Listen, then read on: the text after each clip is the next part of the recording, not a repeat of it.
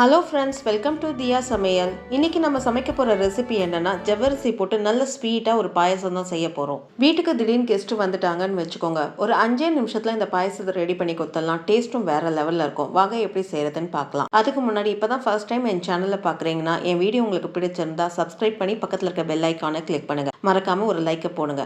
வாங்க இப்போ எப்படி செய்கிறதுன்னு பார்க்கலாம். பாயசம் செய்ய ஒரு கடாயை எடுத்துக்கோங்க. கடாய் நல்லா சூடான பிறகு 1 ஸ்பூன் நெய் சேர்த்துக்கோங்க.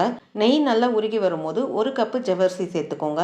கிராமுன்னு பார்த்தீங்கன்னா 150 கிராம் இருக்கும். இங்கே குட்டி ஜவ்வரிசி லைனால் ஜவ்வரிசி தான் எடுத்திருக்கேன். நீங்கள் எந்த ஜவ்வரிசி வேணாலும் எடுத்துக்கலாம். மாவு ஜவ்வரிசி எடுத்துக்கலாம், இல்லை லைனால் ஜவ்வரிசி எடுத்துக்கலாம். ஜவ்வரிசி அந்த நெய்யில் நல்லா வறுத்து விட்டுக்கோங்க. இந்த அரிசி பொரிஞ்சு வரும்ல, அந்த மாதிரி இந்த ஜவ்வரிசியும் நல்லா வறுபட்டு பொரிஞ்சு வரும். அந்த அளவுக்கு வறுத்து விட்டுக்கணும். ஒரு 3 நிமிஷம் வறுத்து விட்டிங்கன்னா அது நல்லா பொரிஞ்சு வந்துடும். ஜவ்வரிசி நெய்யில் நல்லா வறுபட்டு நல்லா பொரிஞ்சு வந்திருக்கு பாருங்கள். அரிசி மாதிரி நல்லா பொரிஞ்சு வந்திருக்கு பாருங்கள். இப்போ இதில் 2 கிளாஸ் தண்ணி சேர்த்துக்கோங்க. தண்ணி சேர்த்து எல்லாம் ஒன்று சேர நல்லா கிளறி விட்டுக்கோங்க. லைனான் ஜவ்வரிசி பார்த்தீங்கன்னா ஒரு 5 நிமிஷத்துலேயே நல்லா வெந்து வரும். அதனால் ஒரு 5 நிமிஷம் மீடியம் ஃப்ளேமில் வேக விடுங்க. அப்பப்போ ஜவ்வரிசியை நல்லா கிளறி விட்டுக்கோங்க, இல்லைன்னா அடி தங்கி அடி பிடிக்க ஆரம்பிச்சிடும். அதனால் அப்பப்போ கிளறி விட்டுக்கோங்க. ஜவ்வரிசி 5 நிமிஷம் வேக விட்டதுலேயே பாருங்கள் நல்லா கண்ணாடி மாதிரி பலன்னு வெந்து வந்திருக்கு பாருங்கள். இப்போ இதில் 1/2 லிட்டர் ஃபுல் க்ரீம் பால் நல்லா காய்ச்சி சேர்த்துக்கோங்க. பச்சை பாலை டேரெக்டாக சேர்க்காதீங்க, காய்ச்சி சேர்த்துக்கோங்க. 2 ஏலக்காவை நல்லா இடித்து சேர்த்துக்கோங்க. ஒரு பிஞ்ச் உப்பு சேர்த்துக்கோங்க. உப்பு சேர்க்கறனால ஸ்வீட் நல்லா அதிகரித்து காட்டும். அதனால உப்பு சேர்த்துக்கோங்க. ஏலக்காய் உப்பு சேர்த்து எல்லாம் ஒன்று சேர ஒரு கலரி விட்டுக்கோங்க. ஒரு கலரி விட்டு 1 கப்பு சர்க்கரை சேர்த்துக்கோங்க. கிராம்னு பார்த்தீங்கன்னா 150 கிராம் இருக்கும். இந்த 150 கிராம் கரெக்டான சுகர் லெவலில் இருக்கும். ஒருவேளை உங்களுக்கு அதிகமாக தேவைன்னா அதுக்கேற்ற மாதிரி நீங்கள் சுகரை சேர்த்துக்கோங்க. சர்க்கரை சேர்த்து ஒரு நிமிஷம் அந்த சர்க்கரை கரையிற வரைக்கும் நல்லா கிளறி விட்டுக்கோங்க. கொஞ்சம் விட்டு கிளறி விட்டுக்கோங்க.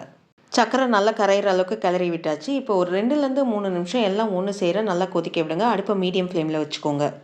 மீடியம் ஃப்ளேமில் 3 நிமிஷம் நல்லா கொதிக்க விட்டாச்சு. ஒரு கலரி விடுங்க. எல்லாம் ஒன்றோட ஒன்று நல்லா பிளெண்ட் ஆகி வந்திருக்கு. இப்போ இதில் ட்ரை நட்ஸை வறுத்து சேர்த்துக்கலாம். 1 ஸ்பூன் நெய் சேர்த்துக்கோங்க. நெய் நல்லா உருகி வந்த பிறகு இங்கே கொஞ்சம் பாதாமும் கொஞ்சம் முந்திரியும் எடுத்திருக்கேன். உங்களுக்கு விருப்பப்பட்ட நட்ஸை நீங்கள் கூடவோ குறைவோ சேர்த்துக்கோங்க.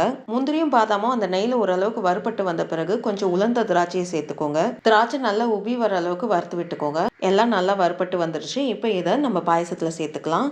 நாக்குக்கு நல்ல ஸ்வீட்டாக, அதே சமயத்தில் ரொம்ப ஈஸியாக இந்த பாயசத்தை ரெடி பண்ணியாச்சு. இந்த வீடியோ உங்களுக்கு கண்டிப்பாக பிடிச்சிருக்கும்னு நினைக்கிறேன். மறக்காமல் என் சேனலை சப்ஸ்கிரைப் பண்ணிவிட்டு பக்கத்தில் இருக்க பெல் ஐக்கானை கிளிக் பண்ணுங்கள். அப்படியே ஒரு லைக்கையும் தட்டுங்க. உங்களுடைய ஃபீட்பேக்கை எனக்கு கமெண்ட் செக்ஷனில் போஸ்ட் பண்ணுங்கள். நன்றி, வணக்கம்.